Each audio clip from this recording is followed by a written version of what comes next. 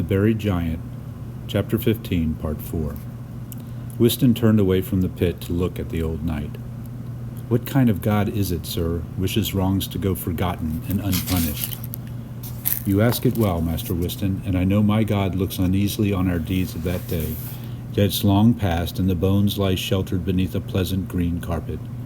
The young know nothing of them. I beg you leave this place, and let Carrig do her work a while longer.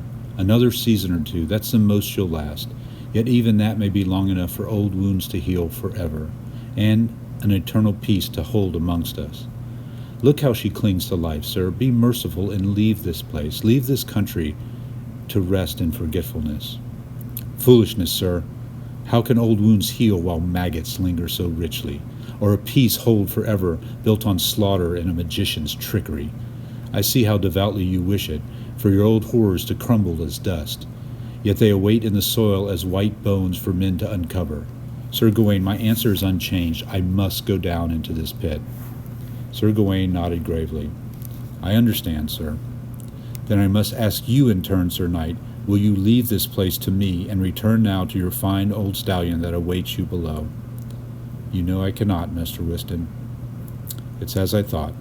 Well then." Whiston came past Axel and Beatrice and down the rough-hewn steps.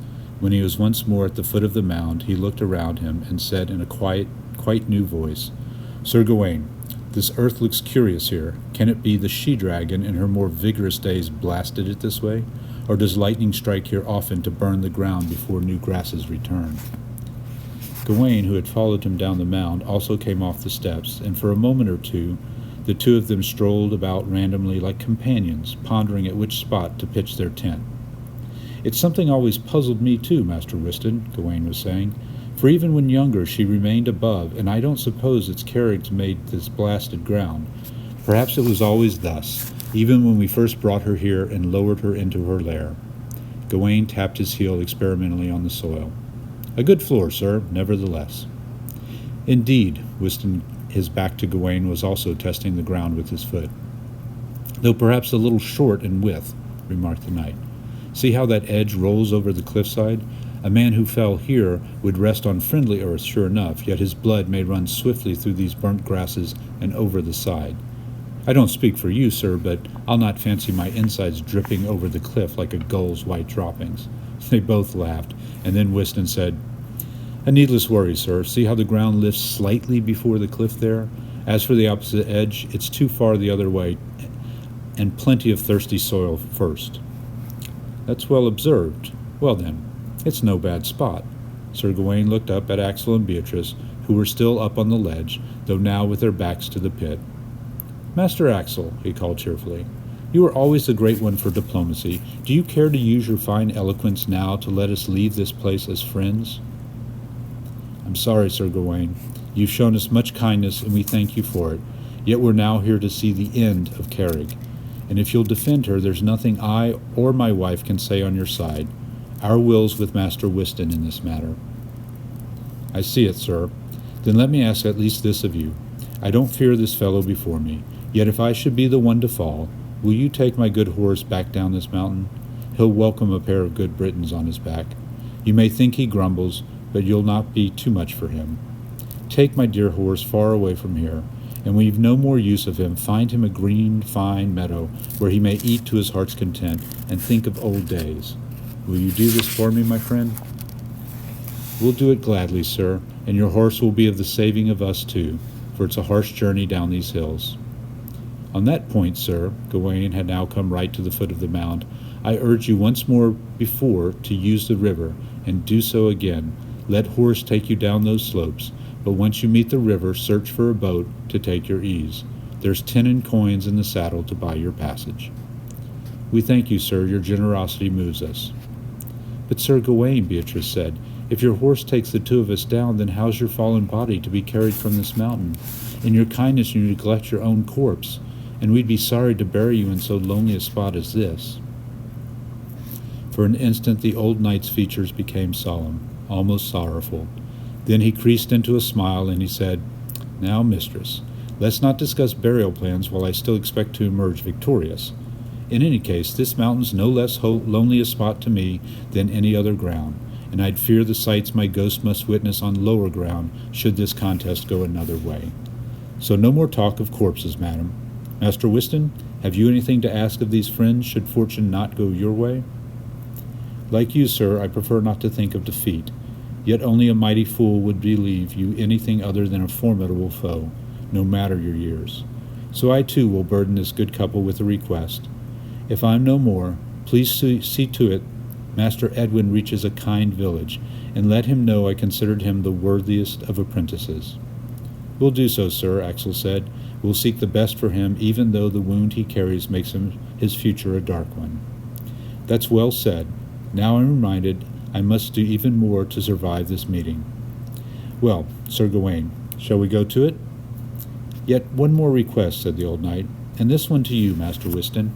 I raise the matter with embarrassment, for it touches what we discussed with pleasure a moment ago. I mean, sir, the question of drawing the sword. With my heavy years, I find it takes a foolishly long time to pull this old weapon out of its sheath. If you and I face each other, swords undrawn, my fear is I provide you with feeble entertainment, knowing how fast you draw. Why, sir, I might still be hobbling about, muttering small curses and tugging at this iron with one grip, and then another, even as you take the air, wondering if to cut off my head or else sing an ode while waiting. Yet if we were to agree to draw our swords in our own time, why, this embarrasses me greatly, sir. Not another word on it, Sir Gawain. I never think well of a warrior who leans on the speedy draw of a blade to take advantage of his opponent. So let's meet with swords ready drawn, just as you suggest. I thank you, sir, and in return, though I see your arm strapped, I vow not to seek any special advantage of it. I'm grateful, sir, though this injury is a trivial one. Well then, sir, with your permission. The old knight drew his sword. Indeed, it seemed to take some time, and he placed the point onto the ground, just as he had done earlier in the giant's cairn. But instead of leaning on it, he stood there regarding his weapon up and down with a mixture of weariness and affection. Then he took the sword in both hands and raised it, and Gawain's posture took an unmistakable grandeur. I'll turn away now, Axel, Beatrice said. Tell me when it's finished, and let it not be long or unclean. At first, both men held their swords pointing downwards so as not to exhaust their arms. From his vantage point, Axel could see their positions clearly, at most 5 strides apart. Whiston's body angled slightly to the left away from his opponent.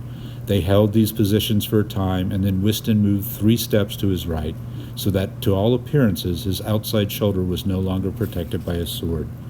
But to take advantage, Gawain would have had to close the gap very rapidly, and Axel was hardly surprised when the knight, gazing accusingly at the warrior, himself moved to the right with deliberate strides.